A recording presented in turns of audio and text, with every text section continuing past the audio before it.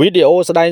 នៅក្នុងករណីគ្រោះថ្នាក់ចរាចរណ៍ដោយរថយន្តក្រឡុកស៊ីម៉ង់មួយគ្រឿងពាក់ផ្លាកលេខភ្នំពេញ 3E8537 បើកបរដោយខ្វះការប្រុងប្រយ័ត្នមានល្បឿនលឿនក៏បានជន់ហ្វ្រាំងក្រឡាប់ហើយទៅបុកតូបប្រជាពលរដ្ឋចំនួន2គ្រួសារតូបស្ថិតនៅតាមបណ្ដោយផ្លូវជាតិលេខ31គីឡូម៉ែត្រលេខ52នៅក្នុងភូមិបឹងធំខាងកើតឃុំអង្គសុភីស្រុកកំពង់ត្រាចខេត្តកំពតកាលពីវេលាម៉ោង 1:10 នាទីយប់រំលងអធ្រាត្រឈានចូលថ្ងៃទី9ខែមីនាឆ្នាំ2025ករណីខាងលើបណ្ដាលឲ្យមានមនុស្សរងរបួសធ្ងន់ចំនួន1នាក់និងស្រាល4នាក់ហើយបច្ចុប្បន្នវត្ថុតាងត្រូវបានកម្លាំងសមត្ថកិច្ចយកមករក្សាទុកនៅប៉ុស្តិ៍នគរបាលរដ្ឋបាលឃុំអង្គសុភីរងចាំការដោះស្រាយនៅពេលក្រោយ